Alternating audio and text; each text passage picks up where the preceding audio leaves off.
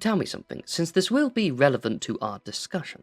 Have you found an intelligent magical item before? Perhaps one that talks to you, but most of them don't actually do that. There are a lot of irregularities when it comes to this sort of thing, I'm sure you wouldn't be surprised to hear.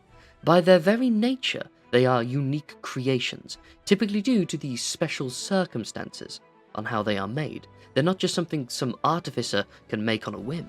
See, I'm not talking about items with a person's soul trapped within, but an object brought to life.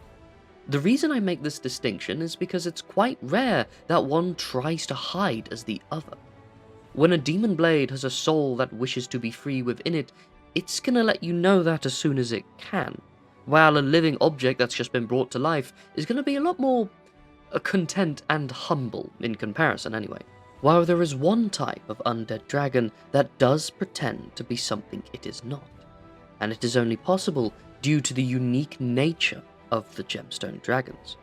Dragons are powerful beings, you know this by now, but gemstones are powerful in a different way. They lack the more sorcerous magics for psionic energies. But all dragons still have an ego, and when they are bested, they sometimes refuse to die. But unlike other dragons who come back as a special entity due to horde magic, the gemstone dragon doesn't really do this as much. It does happen, but they are far more likely to become what I wish to discuss today, a powerful aspect of the dragon that will struggle and hide in order to regain its old power. A Draconic Shard. See, when gemstone dragons die, it's a bit different to what happens with a normal dragon, and depending on how it happens, it can be a lot more spectacular. For an example, some gemstone dragons just explode in a blinding light when they die. Often it's the same color as the gem type they were, obviously, as parts of them just go flying across the landscape. But others can do the opposite and just sort of implode.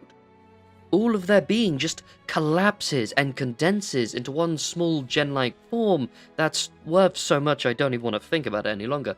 But regardless of how they die, the possibility of them creating a shard is still likely, depending on the dragon. So, for a start, the dragon that dies need to be more psionically powerful than magically powerful. This is an easy step for them, since this is the most common thing for gemstone dragons.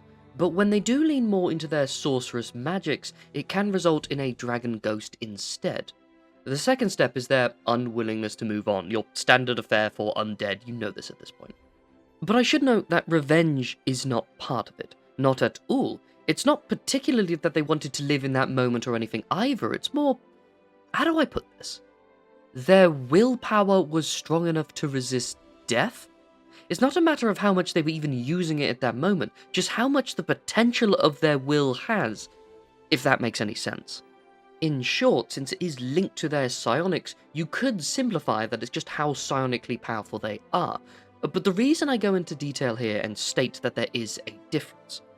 They don't necessarily need to be really powerful in this aspect, but due to the nature of how this works, it is almost a certainty that they are going to be so. They kinda go hand in hand, but it is only the one aspect, the willpower, not the psionics that does this. But once all of the steps are met, a random part of the dragon's body, typically the largest piece of the dragon, often the one that is in some way split apart from the others, will awaken with the personality and the mind of the dragon. And while it is still them as an undead, it is, as the name suggests, only a shard of them. Parts of them are missing, and it will take a great deal to restore them all. I have also heard legends of one or two dragons that were so powerful that when they died, they made several draconic shards, not just the one, but these were on the scale of great worm dragons, so mighty and powerful that they just kept living longer than they ever should have, so it's a safe assumption that a normal gemstone dragon can only make one of them. But due to them being but aspects, results in the dragon's personality being quite a bit different, since, well, part of it's just missing in a rather unreliable way. Perhaps they become quicker to anger since they lost their calm nature, or maybe they just become more silly since they've lost their inhibition. Really, any change could happen, and it's typically the result of one aspect of their being completely overblown due to the absence of the opposite. But what makes the Draconic Shards interesting is the way it's hiding. Since most of them will try to hide after their creation, especially if they are newly made, since they might not actually remember how they died, to begin with at least.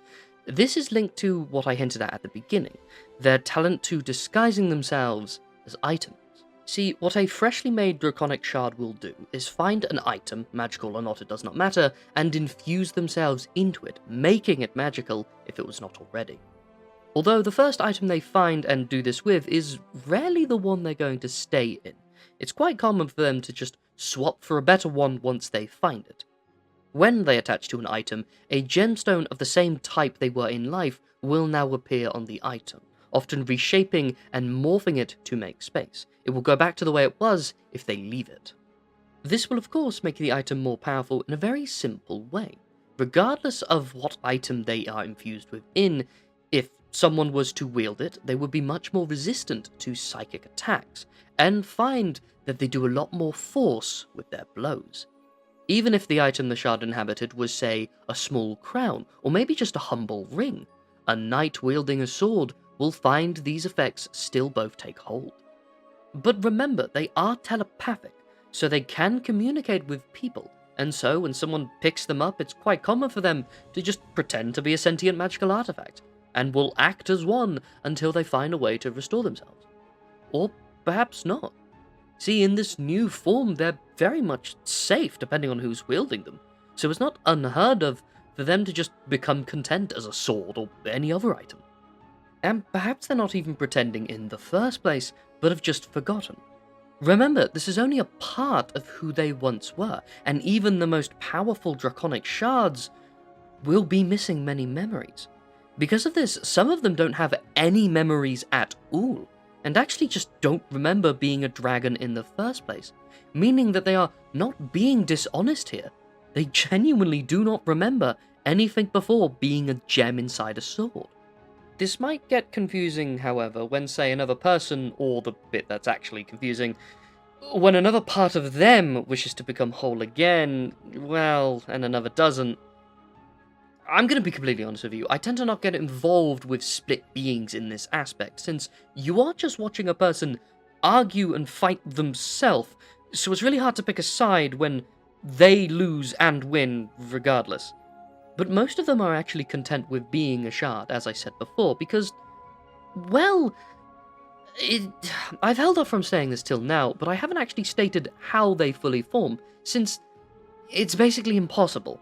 There's no set way or pattern to re-emerge them into the dragon they once were again, short of, say, a wish spell or divine intervention. I'm sure there are other powerful ways to do as such, but I highly doubt they're repeatable. I imagine it would be easier to do if you had every part of the body, but even once you gather them all up, where do you start? These aren't simple humanoids, you can't just cast a spell. This is a dragon. And don't forget that they are still quite powerful as a shard, and don't have to hide within an item. They can appear as an incorporeal undead again, it's just they all take the option of hiding since someone killed them for a reason, and would probably hunt them down again unless they just wanted them for their hoard. But a sentient, reliable bonus to any magical item is always sought out, like anything, and can be bound against their will. So hiding is a good idea given the circumstances. Assuming they remember they were a dragon, of course, and if they don't, wow, they just think they're an item to begin with. Because of this, they only really reveal themselves to people they trust, and tend to stay quite loyal to them, remaining as an item until a moment is most dire, or they need to defend themselves or those they care about. When a part of them shoots out from the item and manifests as an almost psionic, ghost-like figure to defend them. In combat, they are still quite powerful in this form. They lose their breath attack and most things that their draconic form have, but they can now let out a concussive force on one target, or a massive psychic pulse, harming all of those around them, with only the strongest of mind being able to resist it. Oh, and they do get to keep all of those, their psionic powers they had in life, that is. But they do have a great risk to revealing themselves in this way. If they die here in this form, they will turn into one small gem that is quite easy to identify. You will witness them coalesce into it. This will reconstitute them on average of about 2 weeks, but it's easy to destroy them since it's just a basic gem at this point, and if destroyed, this part of them will be gone forever. So while they can leave the item and can do quite a lot when they do so, it's a more common move for them to just lay low. And with all fairness, they're often quite mutually beneficial in this aspect. As is my tale of the Draconic Shard. See, there was a man by the name of Ma. He was a very poor man, had no family, grew up on the streets, and not a copper to his name. But he always wanted to be an adventurer. Ever since a paladin saved his life as a young boy, he wished to be a hero of legend and travel the land slaying monsters, the classic wish of many a child. But he needed equipment. He needed a chance, since no adventurer can go out on their own. Well, to begin with, at least, I can all the time now. He was rejected by group after group, for none were willing to fork over spare coin for his starting equipment. But something did give him a chance. Of all weapons, a lance with a curious emerald encrusted into the hilt of it. Of course, what most people leave out of the tale is the fact the boy stole it. He went into the adventurer's hall at night wanting to steal basic equipment. But he didn't, because the lance called to him. While an incredibly impractical weapon for one on foot, he simply had to have it. It demanded it. This, of course, was a Draconic Shard calling to the boy, once a mighty emerald dragon called Ijulnalis, killed by a rival long ago. The boy took the lance, and with his help became one of the greatest fighters of the land. The Shard having faith in Ma, and it paid off. Now, many years later, he has inspired others to do good, travel the land, and become a hero and whatnot. And I'm sure his heroes that inspired him had just a humbling true origin. Perhaps I'm the wrong person to be making this point, since I come from inscrutable wealth, but heroes can come from anywhere. It does not matter how you are set up, only what you do once you get there. Many a hero was just a nobody, someone that in countless cases was unnamed, who just did the right thing and did not back down when they needed to, regardless of if someone was to help them. But many will not see them as such. Many won't even remember them.